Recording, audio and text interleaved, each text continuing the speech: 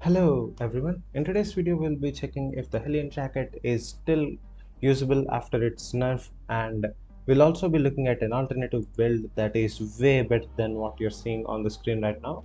Now let's get our character really low and we'll check the performance of the Hellion jacket. We are almost there. Now there we go. Here is the highest healing the Hellion can give us after its nerfs. These guys are not in the buff circle, so this does not count. Just standing here getting pummeled by like 5-6 trash mobs basically, and this is all we got. We're not even half health. So yeah, Hellion is quite a joke these days. Now let me show you guys an alternative build that is way better than Hellion jacket, but before that I'll quickly have to clean this one up. Now let's discuss about the best build for doing dungeons. That is this one: Shadow Collar, Stalker Jacket, Call of Purity, Crypt Candle, and Cultist Sandals. Now let me show you guys how to use this build properly. Here we got around 5 mobs. The 3 of them are garbage, so just ignore them. Now place 1 Q, second Q, boots, e-spell, armor, helmet, and then beam. This should kill everything on screen. This guy's about by a little bit. And in cases like this, you can use your Avalon cape, they'll just die in one shot. But yeah, that's the basic combo. So I'll give you guys a quick rundown on how to properly, use this build. The Shadow Collar, we have the Q spells for damage. Just throw them down and it does dot damage, one of the strongest damage spells in the entire game. The W spell is the Cursed Beam, which does more damage when there are curse stacks on the target than when there are no curse stacks on it. Okay, I'll use the druids here to explain what I just said. So 236 per tick damage on the W without any curse stacks on them. Now we'll also go back and do the W again with the curse stacks on them. Now another interesting thing that this W spell does is make the beam an AoE spell, which means it basically splashes and hits everything else. Now we'll be careful not to hit this druid with the curse, only this one. And now we'll hit the W. Now both of them are taking damage, and they're taking more damage than what this cursed beam did without any Q charges on them basically. So that's how the Q and W combo works. To maximize this damage, you want to have 2 Q stacks on them, like 2 Q spells, not 2 Q stacks. What happens is when you charge this W spell, it drains their curses. Like look at this, he's got 2 charges, right? It won't go up because we are constantly draining it. It only max out at 2, so we are not getting the maximum amount of damage. Now if you do 2 Q stacks before the W, look what happens here. We have 1 Q, we'll wait 2 seconds, second Q, and W. Now his Q stacks won't go down below 4. You'll have maximum stacks, it will take maximum damage, and everything else around him also takes a lot of damage. That's how you use the Q and W. Very simple. And probably the most important part of this build, the E spell, is a healing spell. This is not a spell to be used for damage. If you use this spell for damage, you will get a repair build. Now this time we got 4 mobs here, and we'll also be using the Q and boots to get more healing. So this is the full combo of the Stalker Jacket build. You can kill anything in the dungeon with one rotation, like most of the things will be dead. There we go. And the next spell is Stalker Jacket. Nothing to say here, just press the button, damages a lot, and that's that. We also have the Avalonian helmet, that is to interrupt mobs, and this is a perfect opportunity for me to show it off, like this one. So when you normally fight this mob, it will cast this buff spell that lasts quite long, and if somehow, let's assume you survive the buff of every other mob, it will cast it again. Now let's just look at that. See, it started casting again. Now in this case, what you want to do is hit it with the Avalon helmet, and that interrupts its cast instantly. Now all of the mobs will be back to normal, all of their buffs will be removed, and we are good to go with clearing. So this is why we are using Avalon Helmet. This is also not a damage spell, although it does quite a lot of damage, almost 1000 damage. Do not use it for damage when you have things you want to interrupt. In the pulls like this where you don't need to interrupt anything, just use it for damage. Now we have a double boss here. I will be killing that boss to show you guys how good this build actually is, even for bosses. Now let's see, he should be dead any second now. And yeah, now a quick tip before fighting the double bosses. When there is two bosses like this and your build is not quite strong enough to kill both of them, it's better when you prioritize the boss with the lowest amount of health first. Now in this case, the druid's got 19,000 health, the axe lady here got 23,000 health, so logically you should kill the druid first, reset the fight, come back for the axe and kill it. But in our case we can kill them both in the same run, so let's just do that. Now what you want to do is aggro them and walk slightly further away, but do not reset them, so they're clumped together like this. This is perfect. Now because they are clumped so close together, we can walk in with the boots, debuff them, use E-spell and do the full damage combo. This will not only heal us up but delete their health bars. Now look at them, they're all halfway dead already, and we only did the combo once. Did not even do it properly because I had to cancel the W spell there. That's one of our biggest damage sources, and that's it. It's easy. You don't have to think about managing your Hellion Jacket's cooldown for healing or anything. Just spam everything whenever it's up and you will win. Now I've been talking too much, not paying attention, got kind of low.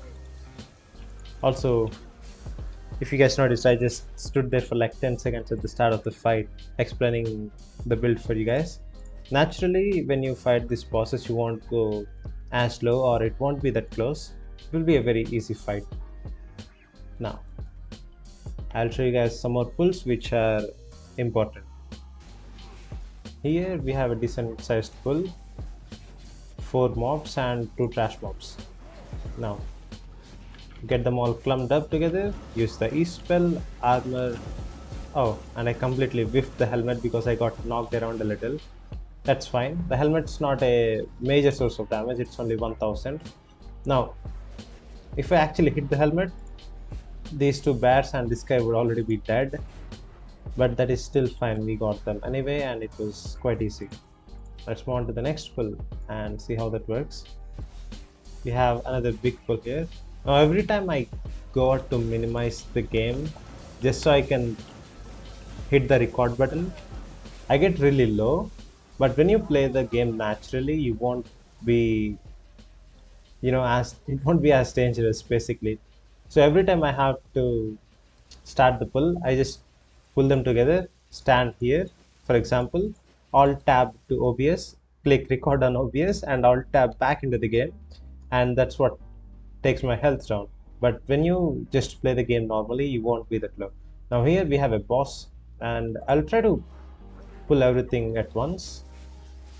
Like, let's see if it actually works. Okay, we got the trash pops in, and there's still 2 more there. There we go. 1 more there. Okay, they won't aggro too long of a leash. Now this is fine even though my health is so low because there's like 4 mobs here and I'm using a shadow collar. 1 E-spell and we are back to full. And the boss lost 60% of its health. So that's the main appeal of playing this build, the shadow collar DPS build. Even though it feels like a glass cannon build, right? At first look, you see this build and say, no, this is just a glass cannon build with no sustain whatsoever, but you would be wrong. Here we have 3 pieces that reduce our defense because these are 2 cloth items, and this is a crypt candle that reduces our defense by 22%. But the amount of damage we do is so ridiculous that they just can't kill you before you kill them. That's how this build works. You just kill them before they kill you. That's the whole concept of this build. And also we have the roast pork here to give us massive lifesteal along with our damage. So the more damage you output, the more lifesteal you get in return. Now let me do another demonstration of this. Here we have some pretty tanky mobs like the bear and the tree here. Now let's see how this build works here. I'm using the E-spell for damage here because I know these guys will never get me down enough for me to use it as a heal. Now everything except for the bear died, and the bear survived by like what, 1000, less than 1000 HP. That's not a big deal. It just dies in the next few seconds. Okay, here we go. We got a massive pull here. Let me just quickly drop aggro before we start that. We have a earth child that buffs every mob, and yeah, we'll say. I'll just die already. Come on. Okay, I'll just cut to when I start the pull. Don't want to waste your time.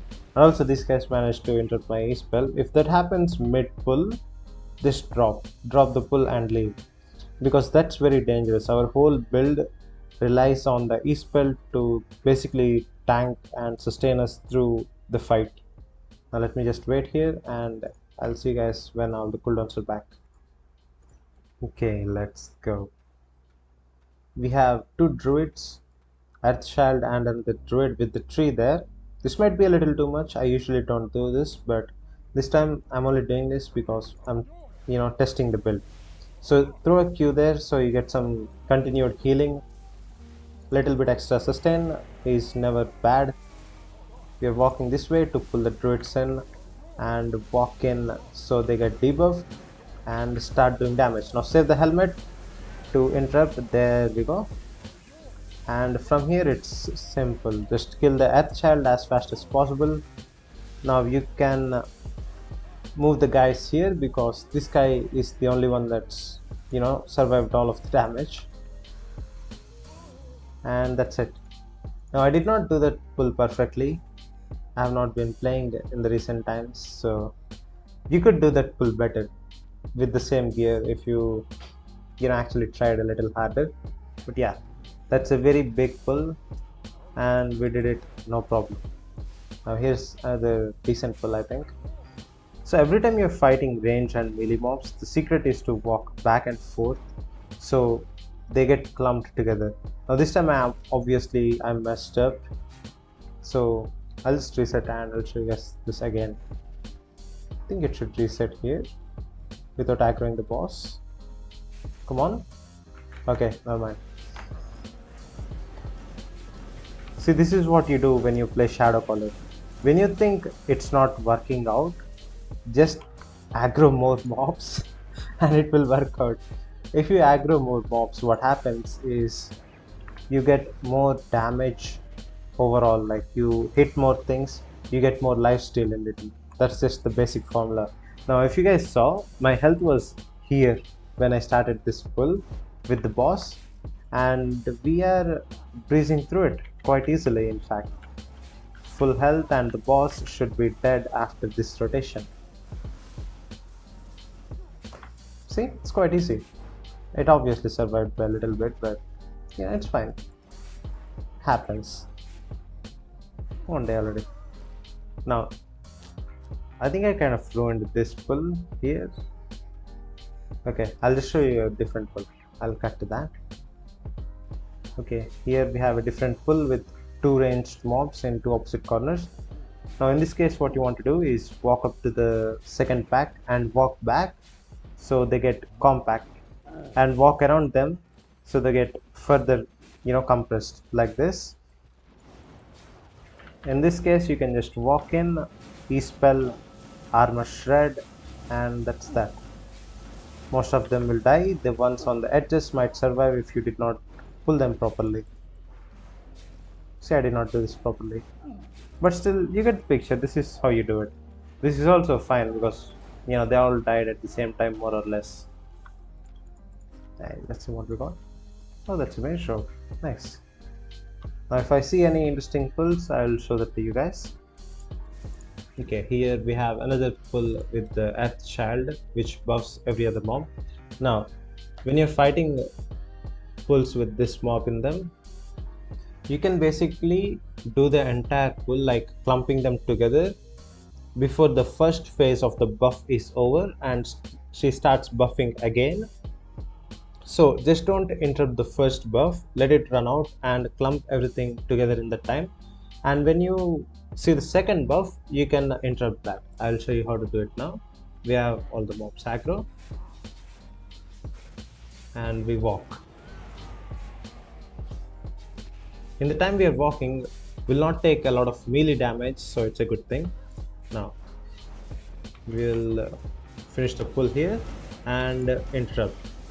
See, it took exactly the same amount of time for it to finish the first channel and for us to finish pulling them. So in doing it this way, you not only interrupt the bad part when it actually buffs them, but you also get all of the cooldowns back at the same time. See, everything's back up in the same time. 6, 7 and 6, more or less the same. Okay, so here we have one of the most satisfying pulls while playing this build. This is probably the biggest pull you can do while playing this build. Look, we have 5 giants. Oh, this is a little too much actually. Okay, I'll try my best. I might die here, but know that I tried. Okay, I kind of messed this up, but still I think it'll be fine. I did not intend for the boss to be aggroed here, that's why this pull got a little scuffed, otherwise this would have went perfectly. And this is the beauty of playing Shadow Color. Even if you make a mistake so badass, include a boss in a pull, it will still work out at the end because we just have that much sustained damage. Now let them finish their little rock slides. We'll go in with a full DPS combo. And as soon as you do this combo, most of the time you will end with maximum HP or very close to maximum HP. See, that was easy. That pull, if you used a Hellion jacket, the giants would still be alive, kicking you. But with Stalker, they just melt super fast. So, as I said earlier, that's the whole premise of this build. Just kill them before they kill you. So, there we have it. That's the best build to solo group dungeons in this day and age. I did not kill any bosses, so the loot's absolute garbage. I mean, I did not even pick up the loot. I just came on to recording just for showing you the build. Now that's it for the video, guys. Now let's move on to the giveaway and see who wins the premium code for 7 days. Okay, let's see who wins the giveaway. Now if anyone wants to participate in this giveaways, you have to subscribe and comment. So when you pick, do a comment, we'll pick a random one and give the code to them. Leon, how much time does it take to go from Marlock to Thetford? I'm wondering if there's a shorter route to save time. Well, I think it takes 15-20 minutes. You don't even need a shortcut. Just that 15-20 minutes is on a bear, so if you're on a horse, obviously a lot faster. Now that's it for today's video, guys. Consider becoming a channel member if you want to support the channel. Subscribe if you haven't already, and I'll see you guys in the next one. Bye.